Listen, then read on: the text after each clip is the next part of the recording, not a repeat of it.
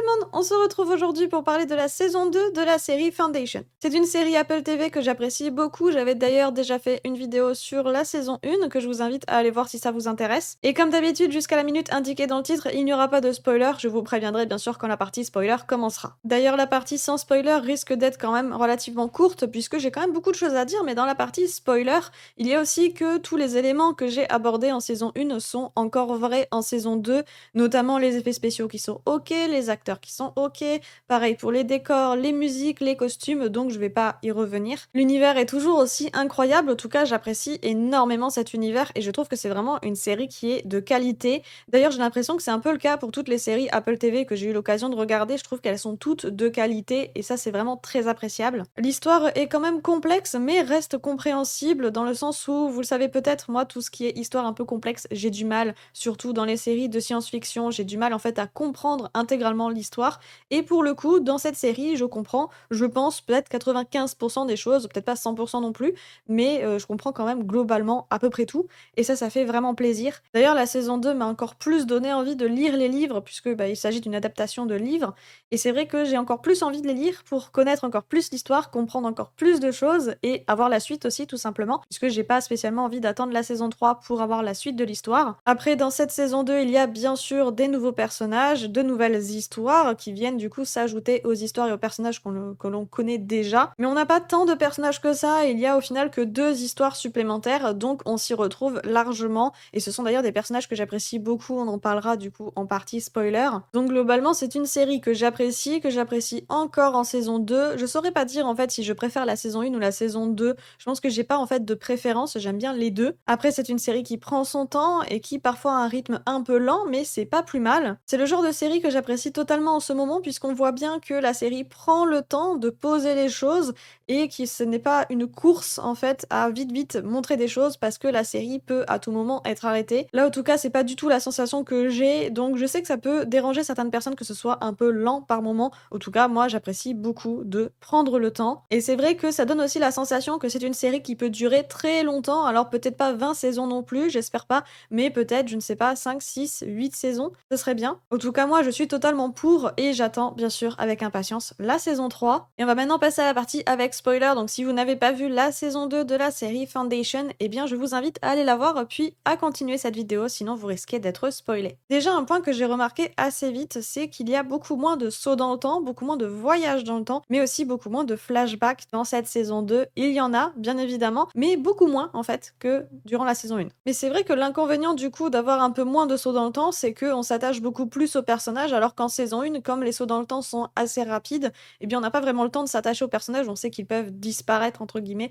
à chaque instant, donc du coup, on s'attache pas, alors qu'en saison 2, bah, on a le temps, en fait, de s'attacher. Et on va revenir sur un peu tous les personnages, un peu toutes les histoires, mais pas forcément dans le détail pour chacun non plus. Et on va commencer avec Seldon. C'est un personnage que je trouve super intéressant, déjà parce que il a mis sa conscience à différents endroits, donc du coup, il est toujours là, en fait, même si techniquement il est mort, mais il est toujours présent et il est toujours utile. Assez rapidement, Seldon est cloné au début de cette saison 2, alors j'ai trouvé ça un peu intéressant, mais en même temps dérangeant, le fait qu'il soit en fait techniquement en vie. En plus, c'est un peu comme par magie, donc c'est assez particulier. Mais je trouve en fait qu'on joue beaucoup sur la mort et la vie du coup de ce personnage durant toute la saison 2. Alors c'est quand même intéressant, hein, j'aime beaucoup, mais en même temps, on joue peut-être un peu trop avec ça. C'est assez perturbant en fait. Et je pense au final que ce qui m'a le plus dérangé, c'est le fait que le plan de Gaal et Seldon fonctionne, puisqu'à la fin, en fait, on nous révèle, du coup, tout leur plan et comment ça s'est déroulé. Mais limite, pour moi, ça a été trop facile, en fait, de mettre ce plan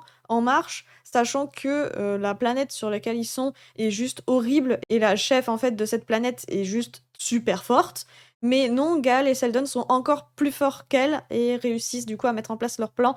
Du coup, ça m'a un peu peut-être dérangé la manière dont ça a été expliqué, parce que ça paraît en fait trop facile. Bref, sinon en fait découvrir le passé de Seldon, puisqu'on a vraiment un demi-épisode sur le passé de Seldon, c'était vraiment très intéressant. Au moins on en sait un peu plus sur ce personnage. Après, attention à ne pas s'attacher peut-être, je ne sais pas, à voir comment ça se passe par la suite, puisque bah, c'est quand même assez dangereux de s'attacher au personnage. mais voilà, c'est quand même intéressant en fait d'avoir son passé. Ça le rend aussi en fait beaucoup plus humain. Bon, comme on est avec Seldon et du coup un petit peu Gal, on va parler du coup de toute l'histoire sur Ignis. Alors du coup avec aussi Salvor. Et j'ai trouvé qu'en fait c'était une histoire qui n'avance pas en fait au fur et à mesure des épisodes, une histoire qui ne fait pas avancer l'histoire globale. Donc je comprends quand même l'intérêt de cette histoire, il y a quand même un intérêt derrière, mais au final, rien n'avance au fur et à mesure des épisodes, ça n'avance que à la toute fin quand on sait, tout le plan du coup de Seldon et Gaal, mais sinon concrètement, il y a rien qui avance au fur et à mesure des épisodes et c'est un peu frustrant en fait pour ma part parce que c'est des personnages en fait que j'apprécie énormément et j'aurais aimé du coup avoir un peu plus d'histoire, qui avance en fait tout simplement. Parce que du coup, c'est vrai que pour certaines scènes, j'ai trouvé que c'était particulièrement long. Après la finalité, nous avons donc la mort de Salvor et là, je suis vraiment dégoûtée, mais vraiment énormément. Alors oui, ça montre que rien n'est écrit, donc tout peut changer, mais Salvor, c'est peut-être mon personnage préféré de la série et Salvor, du coup, décède à la fin de la saison et du coup je suis super dégoûtée. En plus, autant pour les autres personnages, on peut avoir un doute, se dire on les a pas vus techniquement, on les a pas vus morts, donc il y a toujours une chance pour qu'ils reviennent. La Salvor, carrément, on la voit, elle n'est plus là, quoi. Donc voilà, je suis dégoûtée. On va revenir sur les personnages des Cléons qui sont maintenant différents, donc ce ne sont plus de vrais clones, ils ne sont plus identiques, ils sont tous un peu différents et de plus en plus différents. Et déjà, j'ai bien aimé le fait que déjà ils soient différents, mais aussi ils aient chacun plus ou moins leur vie. Et un point super important de l'intrigue, c'est que les souvenirs peuvent être altérés. Alors, c'est vrai que j'avais déjà pensé à ce point-là en saison 1, mais ça n'a pas été utilisé en saison 1, ça a été utilisé que là en saison 2.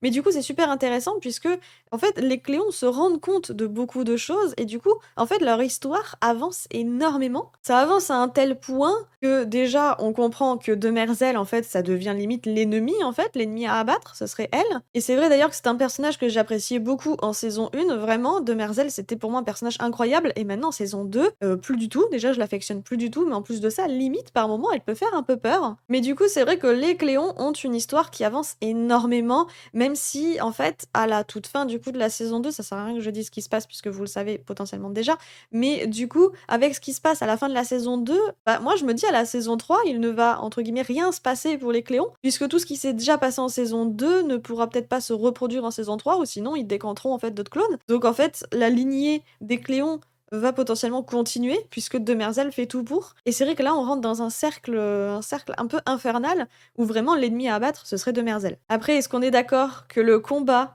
entre le commandant et Cléon au grand jour est vraiment un combat super satisfaisant, mais vraiment, genre, c'est trop satisfaisant ce combat et même la finalité de ce combat. C'est une scène que je trouve en même temps horrible parce que c'est vraiment un combat assez violent, mais en même temps, c'est tellement satisfaisant. Bien sûr, on va parler de Obermallow, personnage très mystérieux puisqu'on en parle quasiment depuis le début de la saison 2 sans forcément savoir qui il est, ni vraiment le rôle qu'il va avoir, mais apparemment ça va être un personnage du coup très très intéressant, très très important. Et même si c'est vrai que je m'attendais peut-être à un peu plus d'importance de ce personnage, même s'il l'est hein, concrètement, mais je pensais qu'il le serait encore plus et encore plus longtemps, c'est vrai que c'est un personnage du coup que je trouve génial, peut-être par son sarcasme en fait, parce que ça rend le personnage drôle et ça le fait en fait apporter une touche d'humour, une touche légère, et c'est vrai que c'est assez plaisant. Ça reste quand même un personnage très utile, même si malheureusement il meurt, et du coup ça c'est vraiment très triste. C'est un personnage du coup que j'adore. En fait vraiment ils ont fait mourir les deux personnages que j'appréciais le plus, donc Salvor et lui, du coup, Obermallow. Donc déjà, je suis dégoûtée. Après, la façon dont il meurt, ok, ça me va, on va dire, parce que c'est pas pour rien, même si en même temps c'est pas non plus exceptionnel, mais bon, pourquoi pas, je suis quand même un peu dégoûtée. Concernant les autres personnages, j'ai pas grand chose à dire sur eux, donc on va pas revenir dessus dans cette vidéo. L'espace commentaire est là pour ça si vous voulez. Mais du coup, le dernier point qu'on va aborder, c'est la fin de cette saison 2. Et en fait, tout devient de plus en plus complexe à la fin. On voit bien que Terminus est détruit, mais par la magie du sanctuaire, eh bien tous les habitants de Terminus sont sains et saufs. Alors j'ai trouvé ça un peu trop facile. Un peu aussi tiré par les cheveux, un peu c'est le côté un peu magie en fait de cette série, un peu vraiment science-fiction à l'état pur. J'imagine que c'est pour introduire quelque chose, j'imagine qu'en saison 3, du coup, il va y avoir, donc si saison 3 il y a, qu'il va y avoir du coup quelque chose vis-à-vis de ça, que ça a vraiment un intérêt énorme. Mais là, vu comment c'est présenté, en fait, moi je trouve ça trop facile. Terminus est réduit en poussière, et bien les habitants de Terminus sont en fait sains et saufs grâce au sanctuaire. Le sanctuaire, c'est vraiment quelque chose de super magique avec des pouvoirs vraiment extraordinaires, hein, pour le coup. Bref, on verra en saison 3 du coup le pourquoi tout ça a été mis en place. Donc voilà, en attendant, quand j'avais regardé la saison 1, j'avais vraiment hâte de voir la saison 2. Et bien c'est vrai que là, en regardant la saison 2, j'ai un peu moins hâte en fait de voir la saison 3 que pour la saison 1 la saison 2. Voilà, j'ai perdu un tout petit peu cette hype, on va dire, de voir la suite. Peut-être aussi parce que quand j'ai regardé la saison 1, je savais que la saison 2 sortait très, très prochainement. Alors que là, pour la saison 2, eh bien la saison 3, je ne sais même pas si elle a été, prévue ou non actuellement. J'ai pas regardé, je vous avouerai. Mais du coup, voilà, donc peut-être que c'est pour ça que j'ai moins la hype.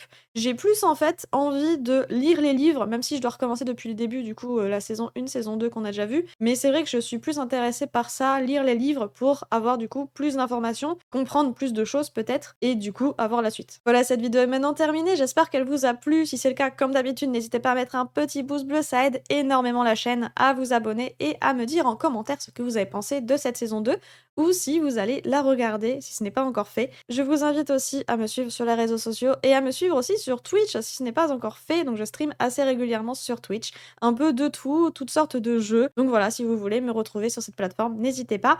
Et sur ce, je vous dis à bientôt pour une prochaine vidéo. Ciao!